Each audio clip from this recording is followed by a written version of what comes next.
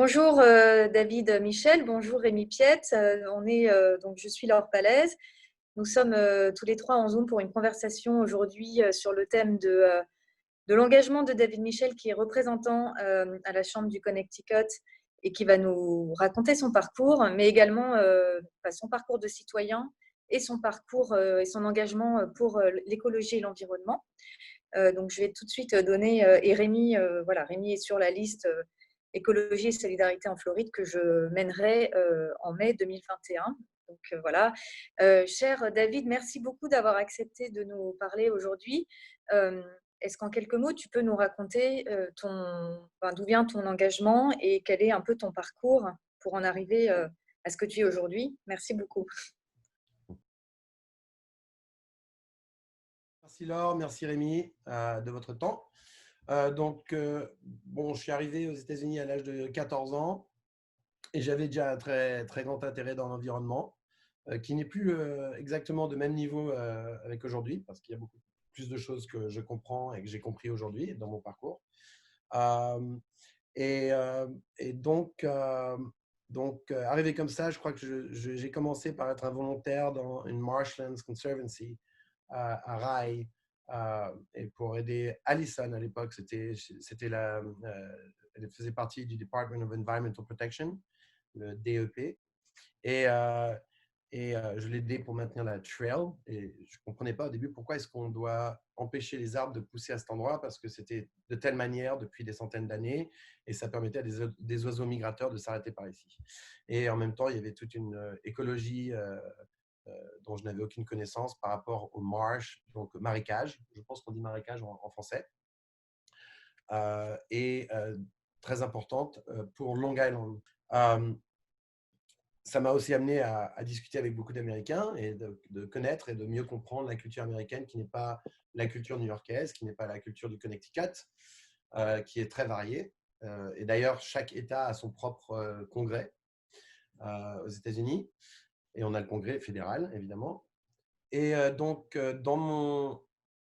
ma vie de tous les jours, en fait, je vendais des lunettes, mais en même temps, j'étais aussi très actif par rapport à la justice sociale.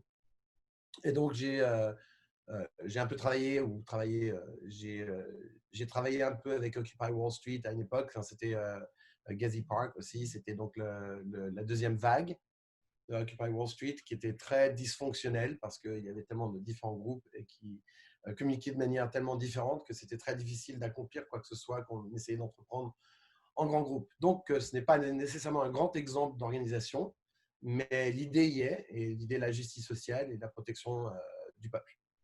Donc, après ça, je me suis un peu concentré. C'est là où mon amour pour l'environnement m'a amené à une autre forme de justice sociale, qui est celle donc de protéger l'environnement, la planète. Et on ne peut pas le faire sans protéger les animaux. Donc, j'ai commencé à rentrer à faire des, comment on appelle ça en français? Donc, j'ai fait des campagnes avec Sea Shepherd, qui est une organisation, un mouvement, une organisation mondiale, un mouvement mondial, on va dire, global, un mouvement global, qui m'a amené à être sur le front de certains combats pour l'environnement. Après, j'ai aussi participé dans des opérations pour les tortues marines en Floride avec Sea Shepherd et avec STOP, qui est Sea Turtle Operation. Sea Turtle. Ah, Sea Turtle. Alors, C'est Total Operation, non? Le OP, c'est Operation, non? normalement, c'est Operation. Et c'est quand même incroyable ça. Ne t'inquiète pas, je vais garder en même temps, t'inquiète pas. Une collaboration entre Sea Shepherd et STOP, et c'est très rare que Sea Shepherd fasse des collaborations. Et STOP, en fait, à Fort Lauderdale, continue de monitoriser, en fait,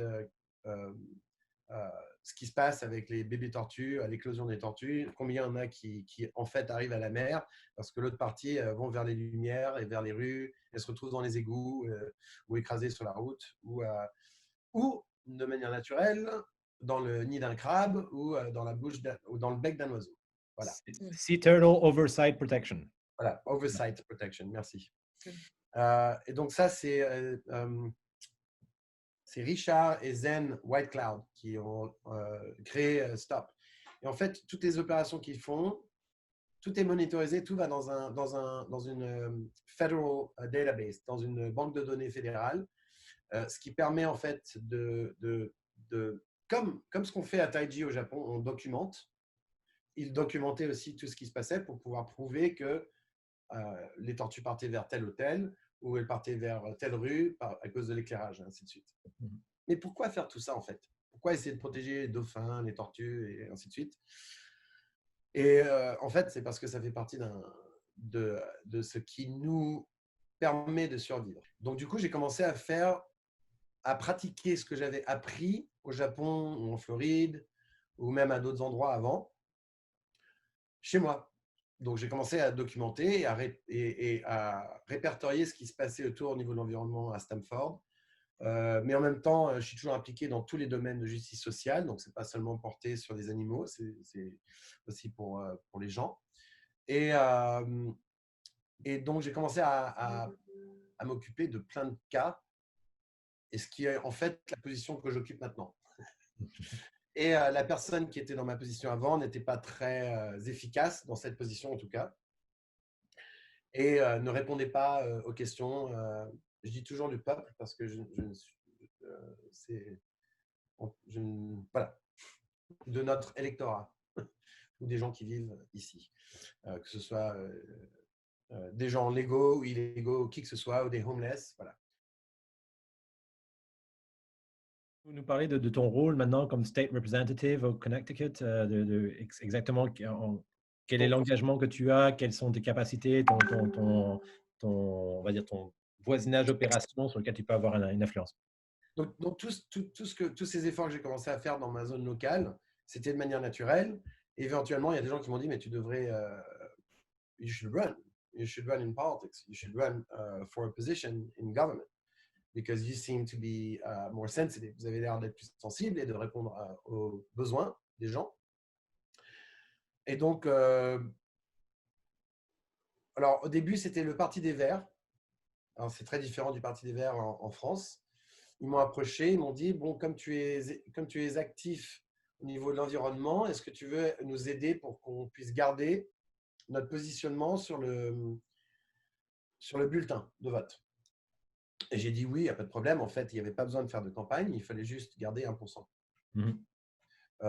Et donc, j'ai fait ça 2 ans de suite, une fois contre le sénateur d'État de notre voisinage et donc la deuxième fois contre l'incumbent ou l'incumbent, la personne que j'ai remplacée. Le sortant. Une question pour rebondir. Dans la manière de faire de la politique à Stanford ou en général aux États-Unis ou dans des élections de Français de l'étranger, quelle est la manière, dans la façon dont tu travailles en politique, les sujets, la manière d'aborder des sujets peut-être de manière un peu plus transparente, j'imagine, parce que la plateforme, c'est contre la corruption. Comment est-ce que tu es différent de tes prédécesseurs ou le mouvement Europe Écologie ou les mouvements verts sont différents de partis plus traditionnalistes? Alors, c'est très intéressant comme question parce que, en fait, c'est très simple, c'est de frapper aux portes et de rencontrer les électeurs. Et on a, donc, dans la primaire contre le sortant,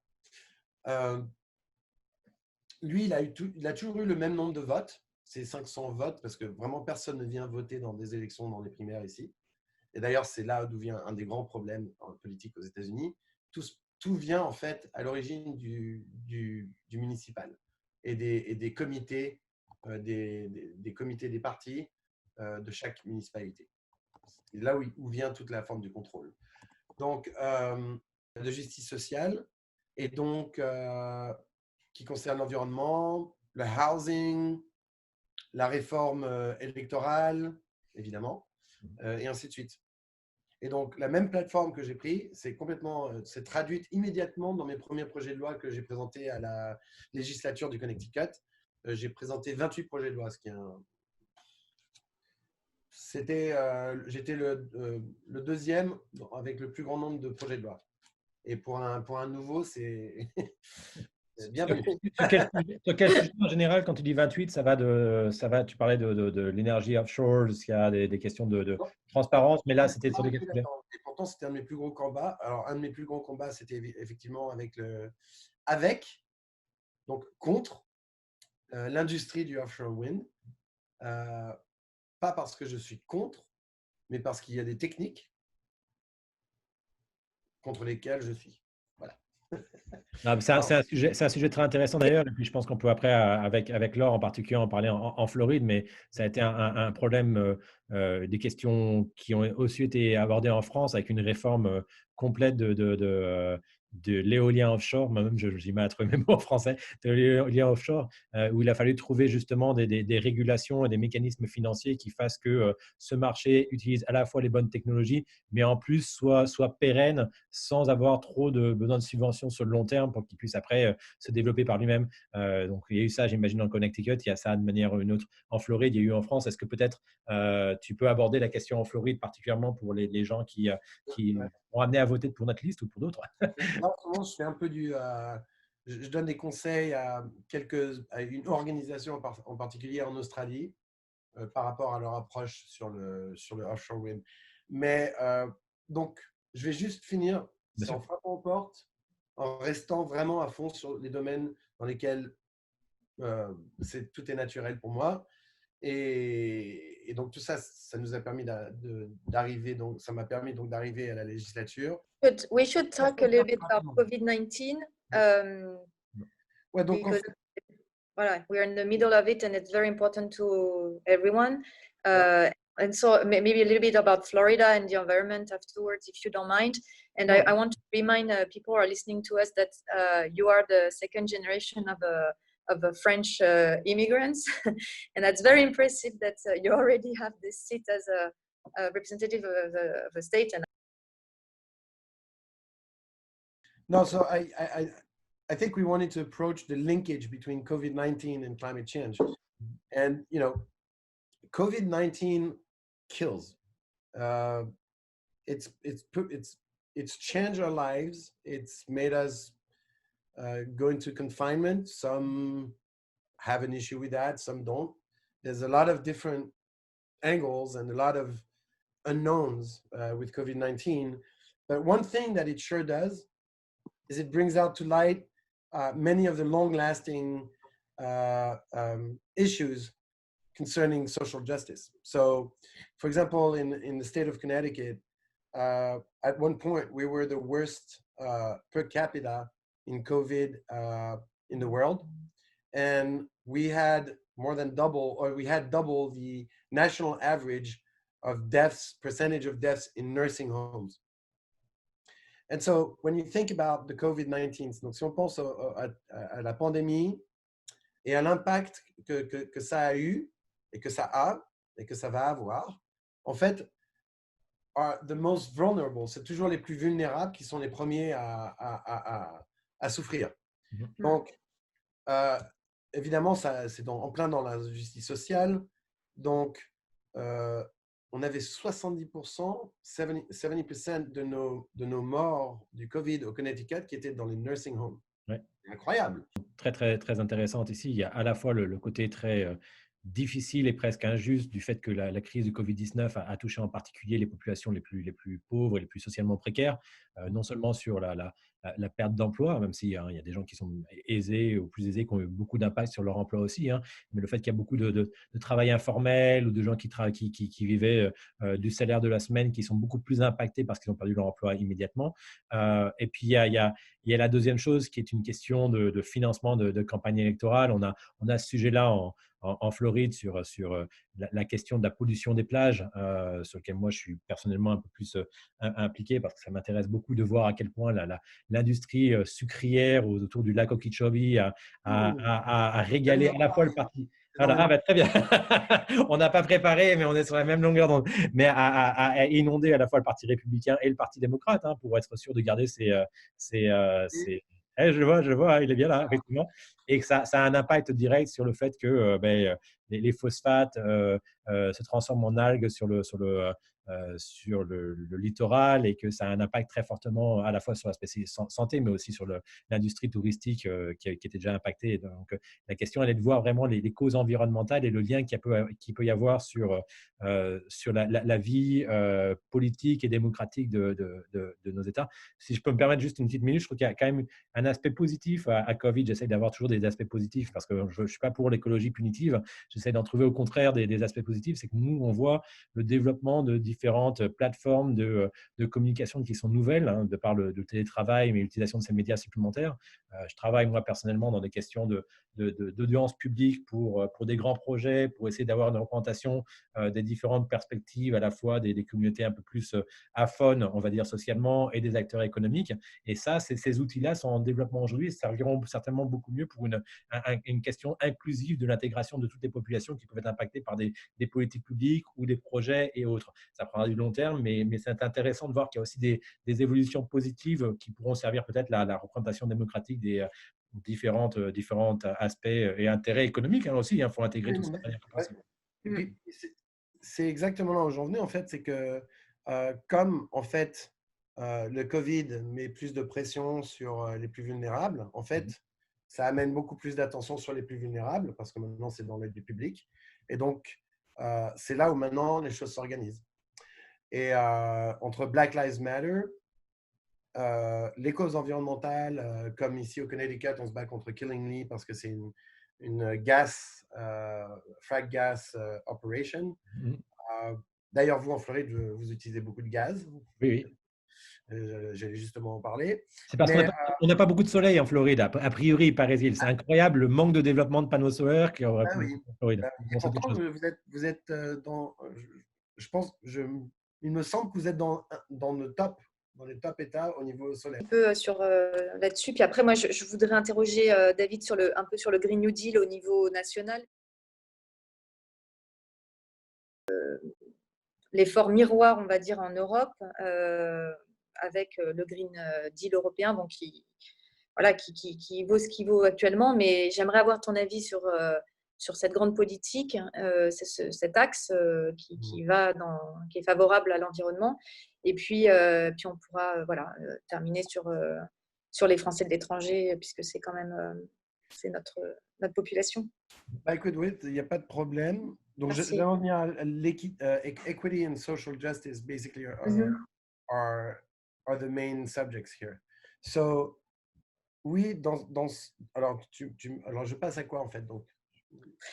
Peut-être au Green New Deal. Vous voulez dire, par exemple, D'accord. Donc, alors pour moi, donc c'est là où on peut parler en même temps du offshore wind. Parce que d'abord, il y a pas il y a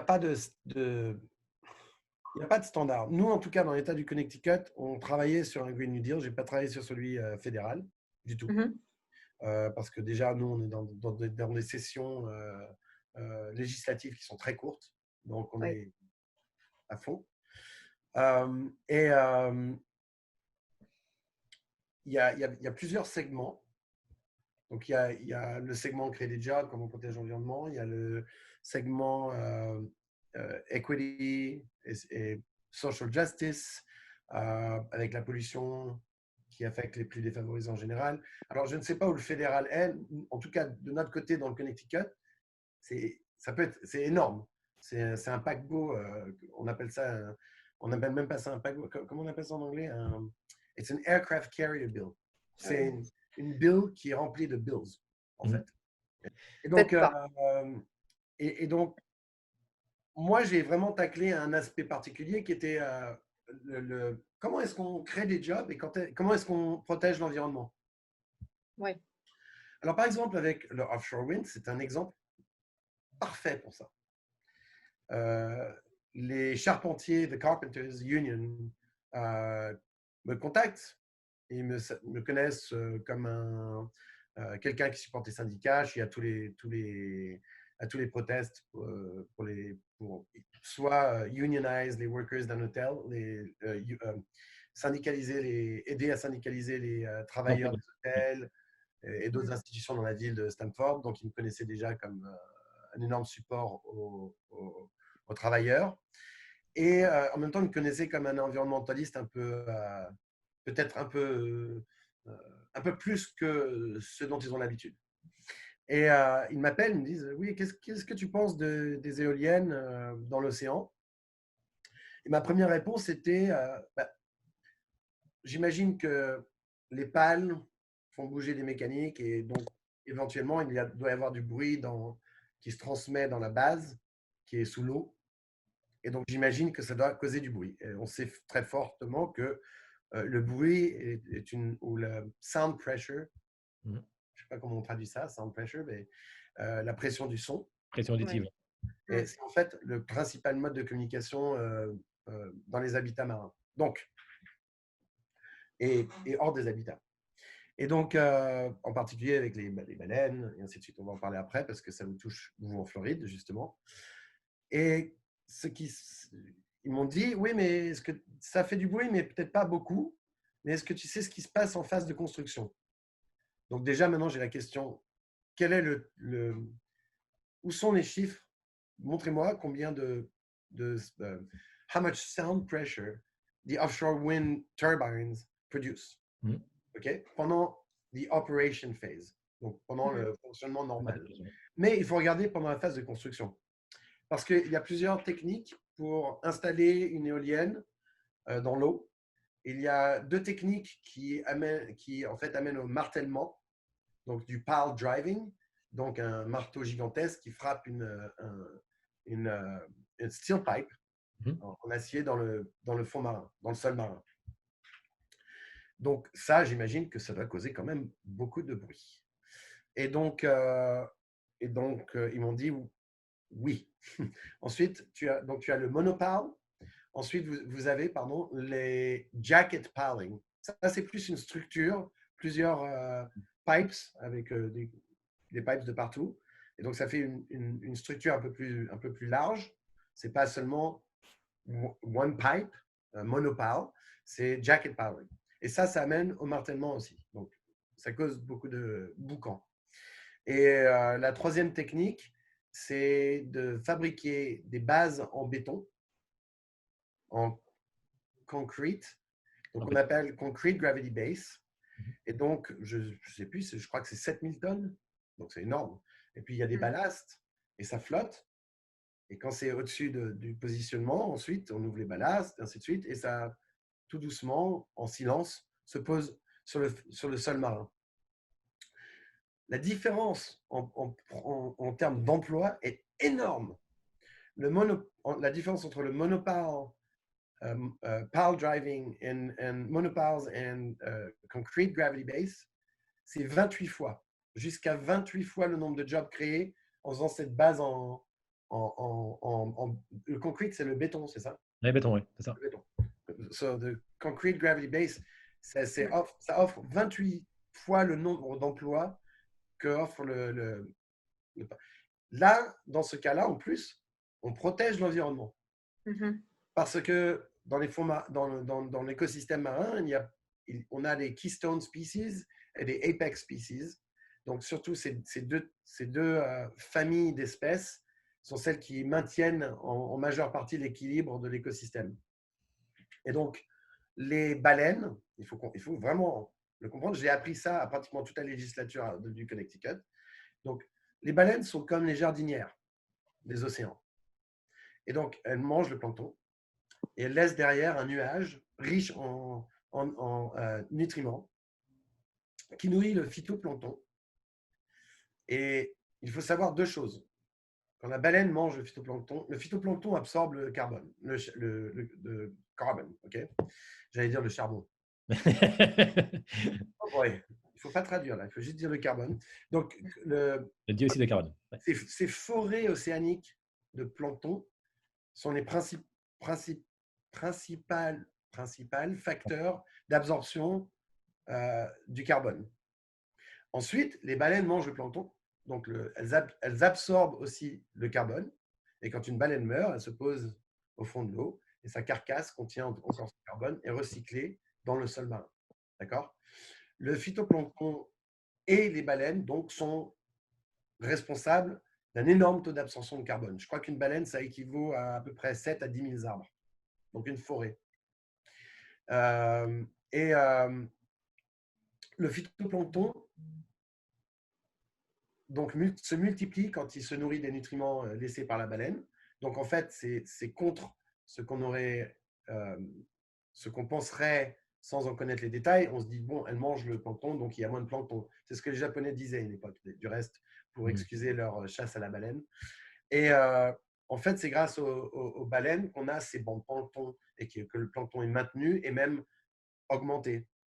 Et donc, ce plancton produit 80% de l'oxygène dans l'air qu'on respire. On le sait maintenant, c'est 80%. Ce n'est pas les forêts. Les forêts, c'est 15 ou 18%. Et après, il y a 80%, c'est le plancton marin. Donc, et le plancton aussi sert de nourriture. C'est la nourriture pour le zooplancton, qui sont les bébés crustacés, les bébés poissons. Donc, si on perd les baleines, ouais. Je pense, ce qui est intéressant là, c'est quand tu parles justement là, de ce qu'on appelle l'écologie politique, grosso modo, ou en tout cas intégrer des considérations globales sur des sujets d'investissement, des sujets de politique publique, des sujets de régulation. Je pense que c'est ça justement d'être un élu porté sur des questions écologiques et solidaires, si je peux parler comme ça et rappeler le long de la liste, c'est de comprendre l'aspect holistique de toutes ces questions-là. C'est-à-dire pas de s'arrêter juste à faire du window dressing ou pouvoir dire regardez, j'ai fait une éolienne, donc en fait, je suis environnementalement responsable. Mais c'est vraiment d'arriver avec une approche différente, qui est une approche d'acquisition, d'investissement. L'État, il n'a pas énormément de levier pour pouvoir développer ça. C'est une arme fiscale, une arme monétaire, une arme commerciale ou une arme de réglementation des différents secteurs. Et il faut justement, en développant un Green New Deal qui intègre ces différents sujets-là, que ce ne soit pas trop négatif au niveau des externalités sur l'activité économique. Il faut prendre en charge toutes ces questions-là. Arriver sur des modèles de développement qui sont peut-être plus simples que des subventions à l'industrie pétrolière qui arrivent à des totaux faramineux aux États-Unis en particulier et qui permettraient justement la création d'emplois de secteurs qui sont beaucoup plus intensifs au niveau de capitaux humains et beaucoup plus intéressants pour nos enfants, pour nos familles et autres au niveau de l'emploi à l'avenir. Voilà, maintenant, Laure, je te laisse aussi parler. Pour le mot de la fin, David, parce que on voit que tu es extrêmement engagé sur tous ces sujets. Tu es, enfin bon, j'ai envie de parler un petit peu d'Annie Michel, ta maman, puisque les chiens ne font pas des chats. Et finalement, si ton engagement est tel, c'est aussi parce que tu as dû t'épanouir dans une maison où on avait un fort engagement citoyen également. Et bon, à l'heure où on réfléchit finalement à la question de la citoyenneté pour nous qui sommes un peu déracinés, qu'est-ce que tu pourrais donner comme conseil à ces jeunes franco-américains comme toi, comme nos enfants souvent, puisqu'on est ici entre deux pays, pour finalement pour l'avenir, est-ce que voilà, et leur engagement futur s'ils en avaient un. Alors, je pense qu'en tant que Français, on est naturellement plus engagé. Alors, c'est peut-être pas juste pour les Américains, ce que je veux dire, mais je pense qu'on est plus engagé de manière naturelle à un plus jeune âge. Je me souviens à l'université, quand on organisait les protestes, c'était toujours les deux Français qui organisaient les protestes. L'environnement et la justice sociale, avec les mégaphones et ainsi de suite. Donc, et toujours en train d'organiser. Donc, en fait, il faut savoir qu'ici, on a vraiment la capacité d'avoir accès à tout ça, en fait. Il suffit juste de comprendre le système, comment il marche, et prendre les issues qu'on a, to focus on the issues that you have and fight on those issues. Mm-hmm. And fighting doesn't mean only writing things on the internet or posting things or signing petitions. It takes a lot more. It takes for the youth, les jeunes français, par exemple, américains, les jeunes franco-américains, il faut aller parler à vos politiciens, ceux qui sont les élus. Il faut comprendre qui est élu. Qu'est-ce que c'est un Board of Reps? Qu'est-ce que c'est un Town Council? C'est quoi un DCC, Democratic City Committee? Qu'est-ce que c'est? Il faut comprendre tout ça pour pouvoir se battre. Quand on comprend comment tout cela marche, à ce moment-là, on est beaucoup plus efficace. Mais en même temps, nous ici, je pense qu'on a plus de capacité de s'engager, en tout cas de ce que je me souviens de quand je vivais en France. J'ai l'impression qu'ici, c'est presque plus facile, pour moi en tout cas, de rentrer dans ces combats au niveau auquel je les ai élevés. Et en fait, il suffit d'être bien français, entre guillemets, et de savoir bien se plaindre, et de savoir être bien pertinent à qui on envoie ces emails pour que vraiment ça fasse mouche. Et je pense que ça, on l'a dans la personnalité. Euh, et je suis sûr que les jeunes franco-américains feraient beaucoup mieux que moi parce que euh, il y a tellement Là, de… c'est un modèle pour nous, hein, et c'est très intéressant de voir, j'insiste, une deuxième génération comme ça s'intégrer aussi bien dans son pays d'accueil. C'est assez unique. Et tu vis ton engagement citoyen pleinement au niveau fédéré. Enfin, c'est remarquable. Mais puis, bon, en fait, encore une fois, je n'ai pas été élu dans le but de rester élu. Ce n'est pas c'est pas du tout mon but. Mon but, c'est de changer les choses. Si je sens que je ne peux plus changer les choses, alors il faut que je me retire, mais pas pour quelqu'un de pire, par contre. D'accord. Pour continuer derrière, à bien s'occuper des gens, parce que j'ai vu avec prédécesseurs à quel point on pouvait être silencieux par rapport au peuple. Et quel est ton slogan de campagne? Tu peux nous partager ça ou Alors, pas? ça a toujours été le même, hein, c'est It's time to clean things up. Et là, je Voilà. pense qu'il n'y a pas meilleur moment to clean things up parce que, encore une fois, avec la pandémie, avec cette conjoncture, c'est le moment le plus propice de se battre parce que c'est là où tout le monde écoute. Tout le monde écoute maintenant. Et là, il faut se battre, il faut amener ses connaissances, il faut amener ses impulsions, mais les contrôler et il faut amener surtout sa motivation. Mais c'est Et génial. Tu Enfin, prouves on te que souhaite l'engagement citoyen marche à tous les niveaux, quand on est au niveau municipal ou au niveau des Français de l'étranger, etc. Quand on veut travailler sur des questions de solidarité, d'écologie et de développement durable, on va dire bottom-up approach, comme Laure essaye de le faire, qu'il y a possibilité de s'intégrer et de faire des différences. Donc, merci beaucoup. Excuse-moi, Laure, je t'ai coupé. Non, je voulais juste souhaiter le meilleur pour la suite à David pour les élections sur un mandat, c'est vrai, qui est court et on espère vraiment que tu repasseras sans difficulté, mais ça devrait être le cas.